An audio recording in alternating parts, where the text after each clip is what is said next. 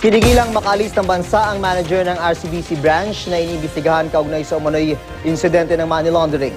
Sa naturang bangko, inilipat daw ang 81 milyong dolyar na nakuha ng computer hackers sa Bank of Bangladesh. Balitang hatid ni JP Soriano.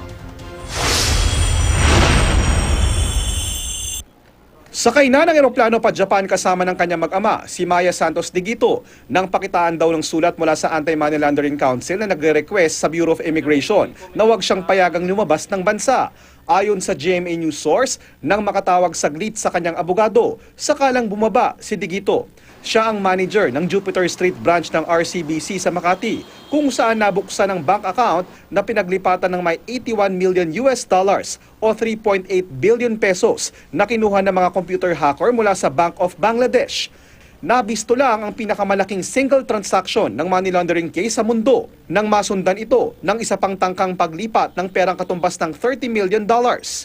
Humingi kasi ng paglilinaw ang banking authorities dahil pinalalagay ito sa pangalan ng isang Shalika Foundation na nagkamali ang spelling at foundation ang inilagay. Paniniyak ng abogado ni Digito, hindi tatakas ang kliyente at dadalo pa nga sa pagdinig sa Senado. Hindi naman siya magtatago. Wala naman tao magtatago, nakasama pa yung anak niyang 10 years old, di ba? She wants to clear her name.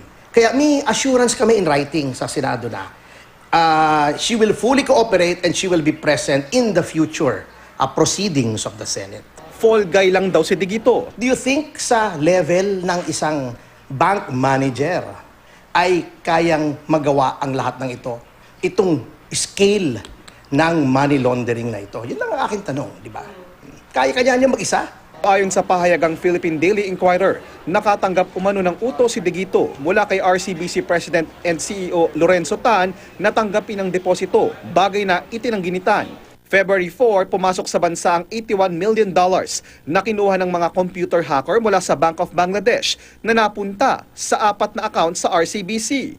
Pinagsama-sama ang pera sa isang account na nakapangalan sa businessman na si William Go bago na-convert daw sa peso at napunta sa ilang kasino para ipambili ng chips. Sabi ng abogado ni Go, walang alam si Go sa transaksyon at si Digito ang nagbukas umano ng bank account. The burden in proving that Mr. Go indeed opened the accounts is on Mrs. Digito because she has possession of she is the manager of the bank, she has possession of the documents in question.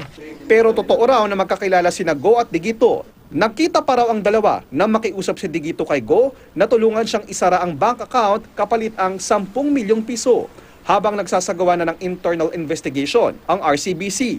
Itinanggi naman ito ng abogado ni Digito. JP Soriano, GMA News.